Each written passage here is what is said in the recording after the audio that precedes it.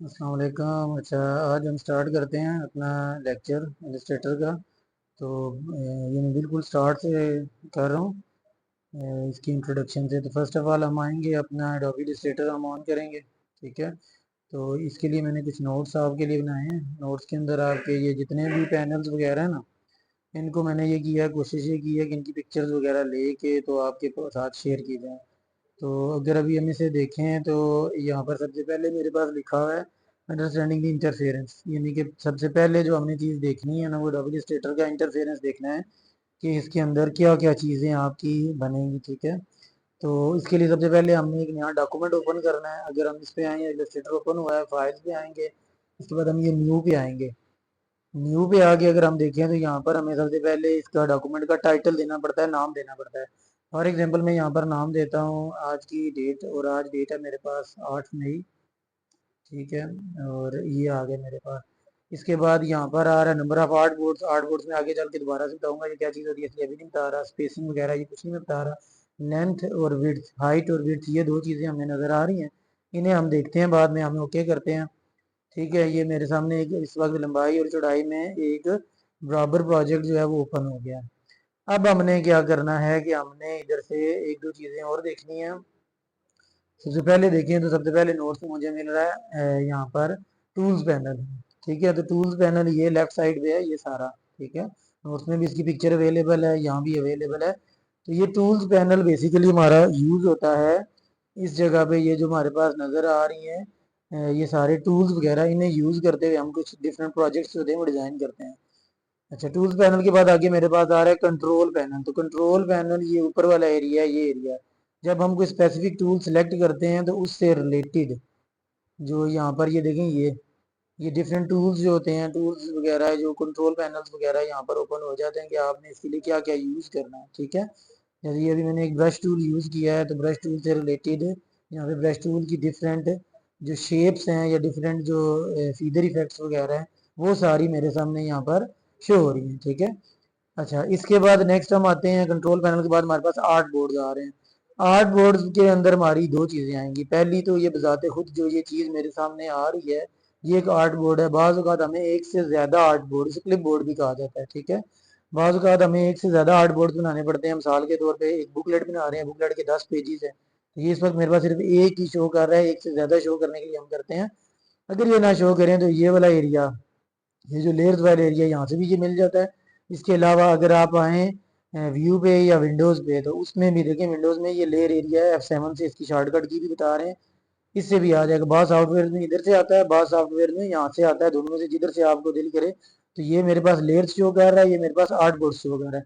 इस वक्त मेरे पास आर्ट बोर्ड सिर्फ एक है। अगर मैं यहाँ पर एक और लेयर लूँ तो इस वक्त देखिए मेरे पास आर्ट बोर्ड्स दो हो गए हैं। कंट्रोल और माइनस दबाऊंगा मैं चेक करने के लिए, ये देखिए मेरे पास दो आर्ट बोर्ड्स हैं। यानी कि एक प्रोजेक्ट में इधर डिज़ाइन कर सकता हूँ, एक प्रोजेक्ट इधर में डिज़ाइन कर सकता हूँ। ये चीज़ मेरे पास एक लेयर की भी है। ठीक है। ये भी ज़रूरी चीज़ समझने वाली है। तो आर्ट बोर्ड के साथ लेयर्स हैं। आर्ट बोर्ड होते हैं जो डिफरेंट पेजेस हम डिज़ाइन कर रहे हैं, और हर पेज के अंदर जो डिफरेंट लेयर्स होंगी। मिसाल के तौर पे ये एक शेप लेयर है, तो ये मेरी इस आर्ट बोर्ड पे शो कर रही है। ठीक है। इस वक्त चूंकि व्हाइट कलर है, अभी मैं कलर के बारे में नहीं बता रहा, चले बता देता हूँ। कलर में देखें तो कलर पैनल में मेरे सामने यहाँ पर आ रहा है इस वक्त मेरे पास इस आर्ट बोर्ड के जो लेफ्ट साइड का आर्ट बोर्ड है, इसके ऊपर मेरा रेड कलर की एक लेयर ये शो कर रहा है।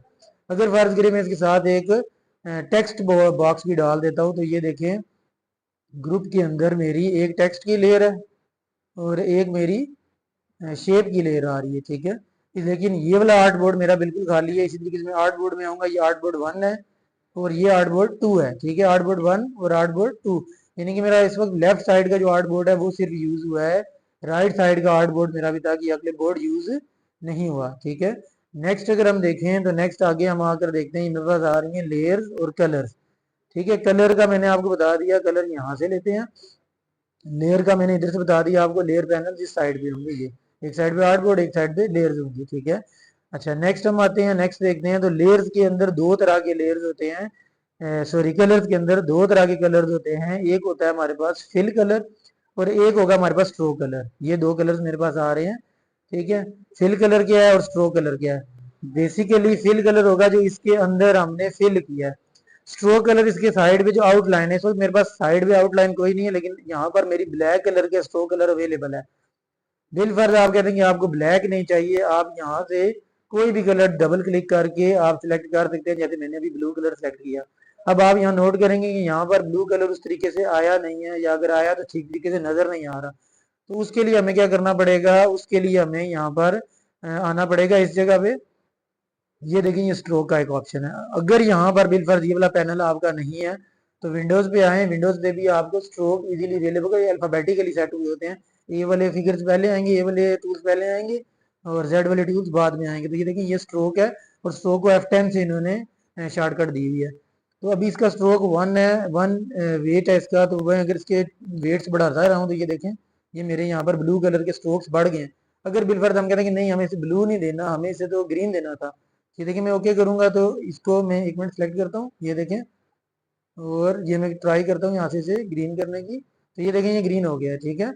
तो हमें कुछ एक दो चीज़ों के बारे में पता चल गया। एक हमें पता चला कलर के अंदर एक हमारे पास फिल कलर होगा और एक हमारे पास आउटलाइन कलर होगा, ये स्ट्रोक कलर होगा। बिल फर्ज अगर आप स्ट्रोक खत्म करना चाहते हैं तो यहाँ से आप स्ट्रोक को 0 कर दें, स्ट्रोक ऑटोमेटिकली खत्म हो जाएगा, ठीक है। इसके बाद कुछ आगे हम देखें तो मेरे पास बेसिक टूल्स हैं ये वाले। अच्छा इसमें देखें बेसिक टू एडवांस हम जाएंगे। बेसिक टूल्स हमारे पास कुछ बेसिक हैं, कुछ एडवांस टूल्स हैं। मैं अगर बेसिक टूल के पे आऊँ तो मेरे पास इस वक्त ये सिलेक्शन टूल है इस जगह पे। सिलेक्शन टूल ओवरऑल ग्रुप की सिलेक्शन के लिए होता है, ठीक है। मिसाल के तौर पे मैं यहाँ पर आता हूँ और ये मैंने यहाँ से इसकी ऐसे करके सिलेक्शन ली, ये सारे को सिलेक्ट करके दाएं बाएं करने के लिए यूज होगा, ठीक है। अच्छा सिलेक्शन टूल के एक दो और काम भी होते हैं। अगर फर्ज करें मैं चाहता हूँ कि मैं इसे थोड़ा सा छोटा करूँ, बड़ा करूँ, तो ये देखें ये वाला काम भी सिलेक्शन टूल मेरा करेगा। इसके अलावा देखें सिलेक्शन टूल के अंदर मेरे पास सिलेक्शन टूल की तरह का एक और टूल है जिसे डायरेक्ट सिलेक्शन टूल कहते हैं। ये जब मैंने सेलेक्ट करना है तो इसने ओवरऑल यानी पूरे ग्रुप के अंदर जो कुछ भी है उन्हें लेकर दाएं बाएं जाना है। अगर हमें फर्दर फर्दर अलग अलग किसी चीज़ की सिलेक्शन लेनी है तो हम ये वाला टूल यूज़ करेंगे जिसका नाम है डायरेक्ट सिलेक्शन टूल। ये देखें ये और ये, इसको हम यूज़ करते हुए दाएं बाएं लेकर जा सकते हैं, ठीक है। डायरेक्ट सिलेक्शन टूल की हमें पता चल गया।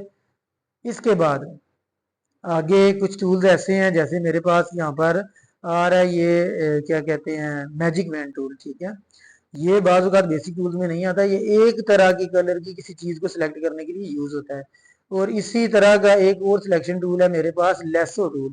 लेसो टूल बाज़ औक़ात होता है हमारे पास एक से ज़्यादा कलर्स होते हैं, एक से ज़्यादा लेयर्स होती हैं, उसको ऐसे सिलेक्ट करके तो फिर उसे सिलेक्ट करके दाएं बाएं करने के लिए यूज़ होता है, ठीक है।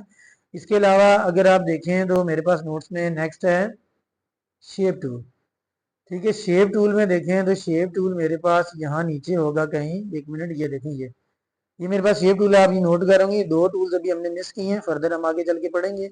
शेप टूल के अंदर डिफरेंट शेप्स हैं। अगर आपने रेक्टेंगल शेप बनानी है, राउंडेड रेक्टेंगल इनके कोने एडजेस आपके राउंड हो, उसके लिए एलिप्स टूल बनाना है, पॉलीगॉनल टूल बनाना है, स्टार टूल, डिफरेंट टूल्स बनाने हैं, उसके लिए यूज होगा। मिसाल के तौर पर ये मैं पॉलीगॉनल टूल का यूज कर रहा हूँ, तो ये देखिए मेरे पास पॉलीगॉनल टूल इधर आ गया है, ठीक है।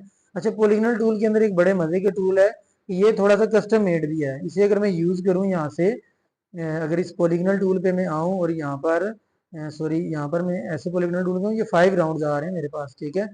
तो अगर मैं इसे चेंज करना चाहूँ ये चेंज भी हो जाएगा, ठीक है। अच्छा इसके बाद नेक्स्ट देखें तो मेरे पास आ रहा है, देखिए ये मैं आपको दिखाता हूँ, यहाँ पर आगे जब मैंने क्लिक किया 6 साइड्स कह रहा है।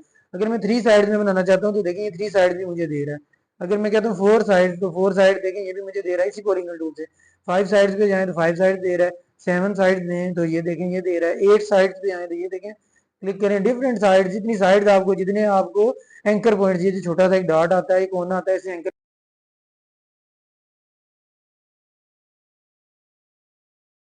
नेक्स्ट आप देखें तो मेरे पास पेन टूल है। पेन टूल पे इंशाल्लाह हम एक पूरी वीडियो बनाएंगे अलग से।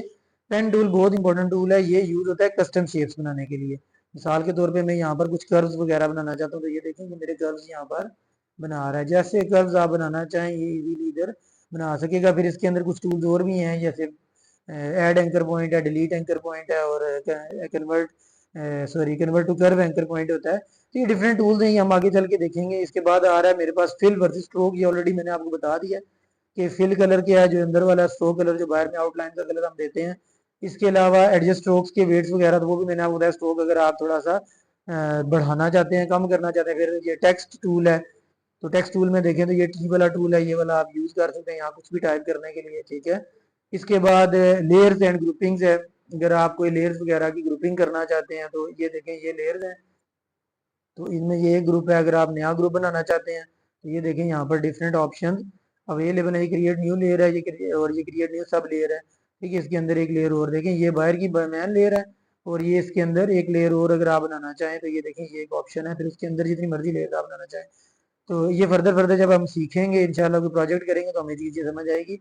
अच्छा, इसके बाद अनग्रुप अगर करना पड़ जाए तो देखते हैं हम अनग्रुप के लिए आप उसके भी ऑप्शंस अवेलेबल हैं। एक तो ये है कि हम इसको यहाँ से उठा के बाहर निकाल दें तो भी ये अनग्रुप हो जाएगा, ठीक है।